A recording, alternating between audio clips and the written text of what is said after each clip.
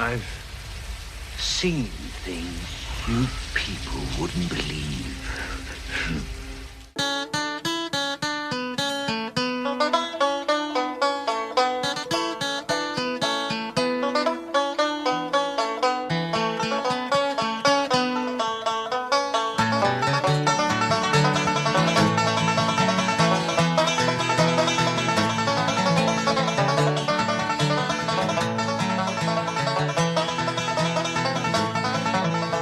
Vous écoutez Parlons Travelling et Gros Plan, une émission entièrement consacrée au cinéma sur Radio B et diffusée tous les premiers jeudis du mois à 7h30, 8h30 et 12h30. Je vous parle solidarité avec les étudiants et les ouvriers et vous me parlez Travelling et Gros Plan. Bonjour à tous, en cette période d'Halloween, je vous propose un voyage avec mon camarade Ray Lamache du site Abus de Ciné, un voyage vers un lieu où personne ne nous entendra crier, mais où, je l'espère, quelqu'un nous entendra tout de même parler.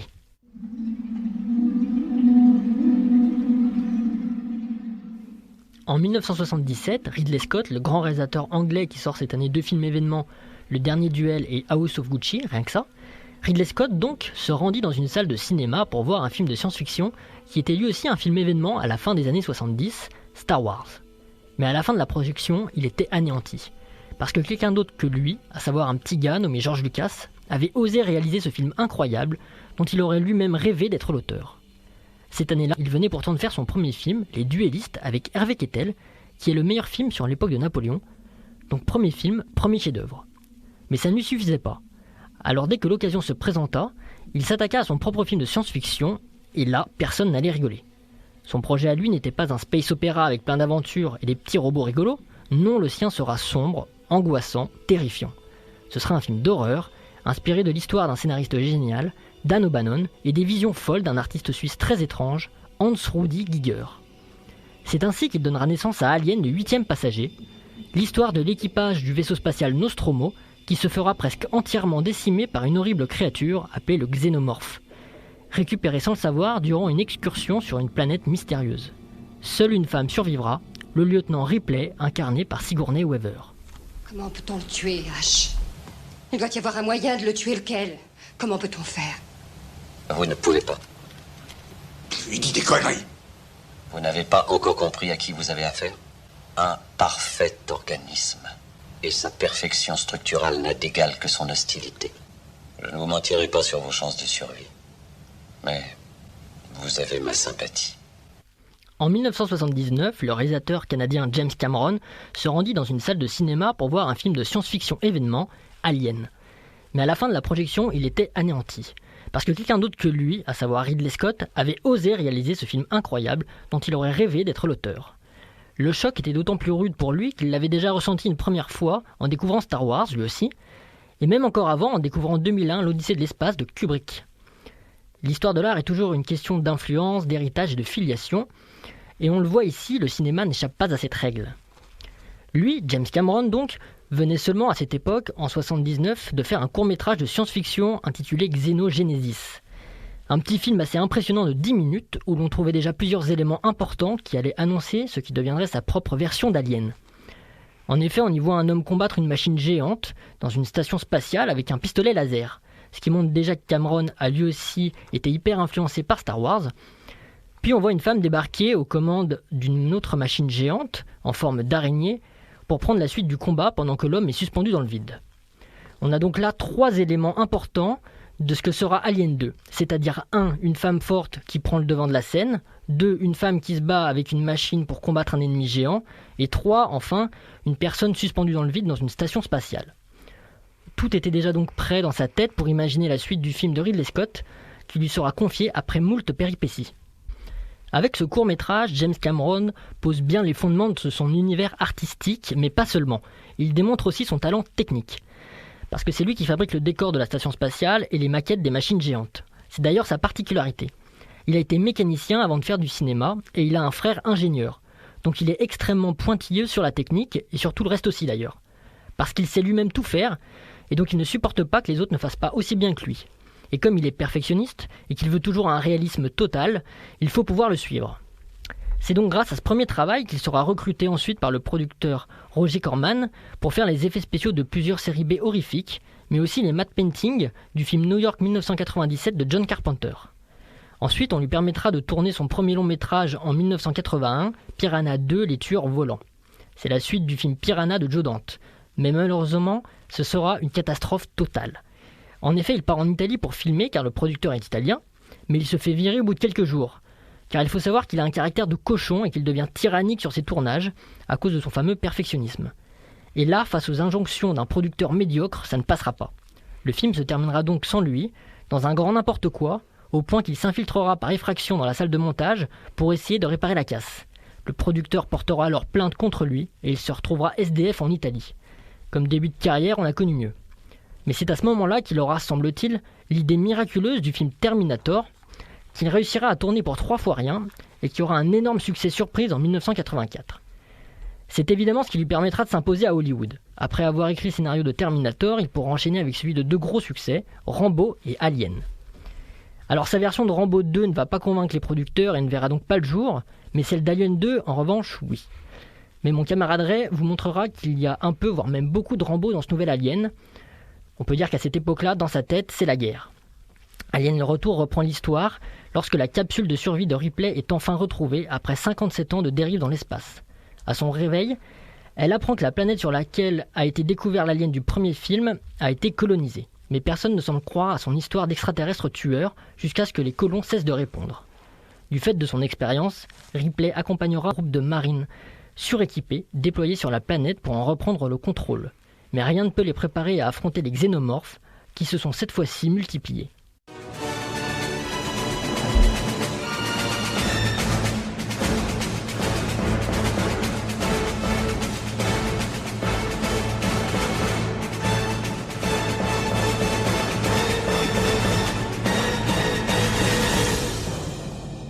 L'état d'esprit quasi guerrier de Cameron se révèle être bien loin de celui de Ridley Scott.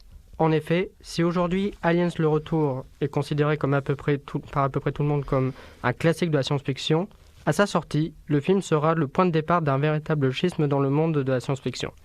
Et ce, jusque dans les plus hautes sphères, comme au sein du célèbre duo de critiques Siskel et Ebert, qui posaient chacun un regard bien différent sur le film. Il faut dire que cette différence de vision entre les deux cinéastes est parfaitement logique lorsqu'on s'intéresse à leur parcours respectif. Là où Scott est issu d'une éducation plutôt bourgeoise, ayant fait ses études à la prestigieuse Royal College of Art de Londres, James Cameron, lui, a tout appris par lui-même en squattant des bibliothèques. Scott possède une vision plus noble, entre guillemets, de l'art, ayant pendant longtemps pris de haut les films de science-fiction, comme il admettra lui-même plus tard. Cela se voit d'ailleurs dans son travail, puisque la force visuelle d'Alien premier du nom repose davantage sur des cadres travaillés, posés, une lumière subtile, des décors fourmillants de détails, là où la force visuelle d'Aliens le Retour repose lui bien plus sur le mouvement, l'action et le découpage. Cela se ressent également au niveau de l'écriture, puisque si le premier Alien et les suites les plus récentes est l'occasion pour Scott et ses équipes d'y déverser tout un contenu d'interprétation psychologique et de fantasme, Aliens, de James Cameron, est avant tout un produit narratif qui en est son propre intérêt et qui en est exprimé de la manière la plus pure possible.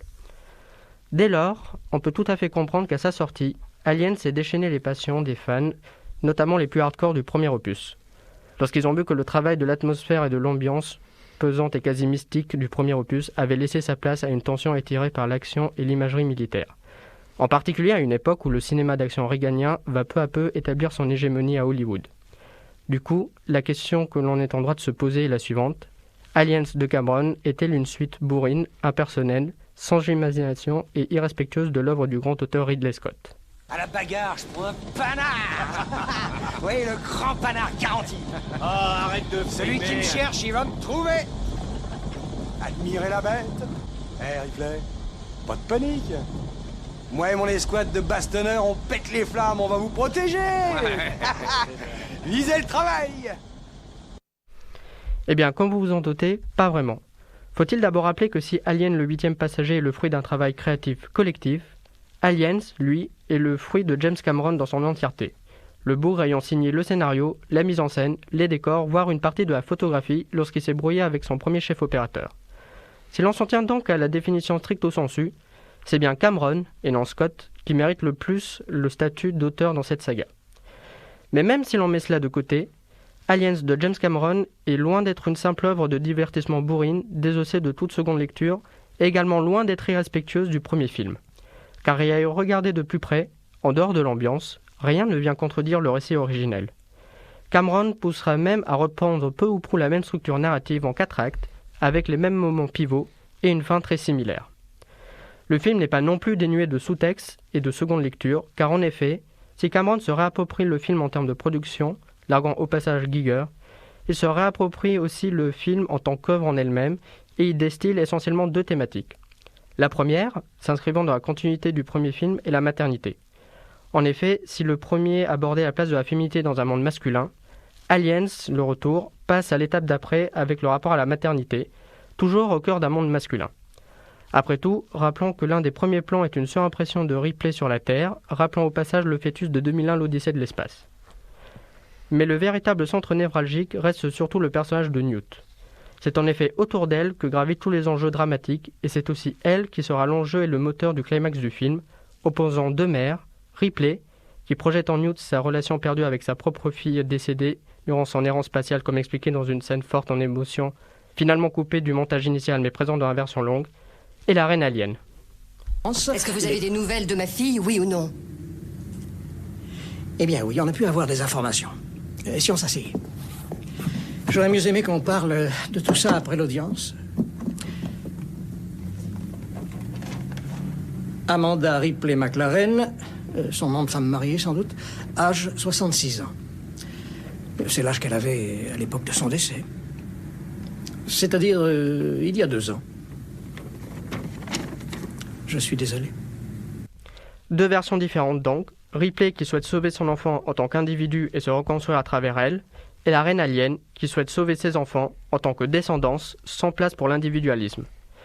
L'approche se rapprochant des insectes de Cameron est une idée de génie en ce sens, qu'il poussera jusqu'au bout, modifiant le design des xénomorphes, les rendant certes moins détaillés, mais beaucoup plus mobiles. Mais là où l'idée de s'approcher d'un modèle d'insecte atteint vraiment le génie, c'est qu'il permet aussi de souligner un second sous-texte, l'imagerie de la guerre du Vietnam. En effet, au début des années 80, l'Amérique commence enfin à regarder ce passé militaire peu glorieux et à en tirer les leçons. C'est d'ailleurs dans cette décennie qu'on aura droit à des films comme Platoon, Outrage, Né un 4 juillet et tant d'autres. Après tout, rappelons que le film raconte l'histoire de marines suréquipés se faisant décimer par des ennemis technologiquement inférieurs, mais maîtrisant parfaitement leur environnement, jouant d'ailleurs habilement avec le côté mi-organique, mi-mécanique du design originel de Giger. On peut aussi voir un certain parallèle avec leur déplacement dans les canalisations et les chemins secrets à travers la jungle dont les Vietcong avaient le secret. On retrouve également cette allégorie chez les Marines, que ce soit dans leurs costumes ou véhicules, directement inspirés de ceux utilisés par l'armée américaine au Vietnam, mais également dans leur personnalité, puisqu'ils démarrent la mission en étant persuadés de leur succès, avant de se faire décimer et de céder à la panique, comme le personnage de Bill Paxton. Enfin, dernier point que nous relèverons, l'aspect insecte justement, des xénomorphes, eux, qui ne sont traités que comme une masse desservant une cause commune, plus importante que chacun d'entre eux, faisant ainsi un parallèle avec le communisme, en tout cas d'un point de vue américain. S'il fallait retenir qu'une seule séquence résumant tout cela, c'est celle du rêve au début du film, faisant écho aux états de stress post-traumatique des soldats d'une part, et évoquant aussi la thématique de la maternité, Ripley accouchant de son propre cauchemar et qui devra lutter pour se reconstruire en tant que femme et mère, ou céder à jamais à ses démons. Comme tu le montres bien, l'approche de Cameron, bien que différente de celle de Scott et du premier film, n'en est pas moins intelligente. Il arrive bien à se réapproprier son univers, mais en fait tout simplement quelque chose d'autre. Mais du coup, si on cherche le véritable successeur d'Alien, le 8e passager de Ridley Scott, son héritier, ce n'est peut-être pas du côté d'Alien 2 qu'il faut se tourner, mais du côté de The Thing, ou La Chose en français, le film réalisé quelques années avant par John Carpenter en 1982. Dans celui-ci, ce ne sont pas les humains qui se rendent sur la planète d'un alien, mais un alien qui se rend sur la planète des humains, puisqu'il y est question d'un vaisseau spatial qui se crache en Antarctique, non loin d'une base de recherche scientifique. Et ce vaisseau contient une sorte d'alien ou de virus alien que les êtres vivants vont absorber à son contact, mais sans changer pour autant d'apparence. Du moins, jusqu'à ce que celui-ci se révèle au grand jour. Ainsi, lorsque les scientifiques de la base vont le découvrir, il sera impossible de savoir qui est contaminé et donc qui est l'alien, qui décime progressivement toute l'équipe. On retrouve ici la même ambiance sombre et claustrophobique du premier Alien, pleine de paranoïa, d'ambiguïté et de méfiance, avec un ennemi intérieur indécelable que les humains croient pouvoir traquer alors que c'est lui qui les traque.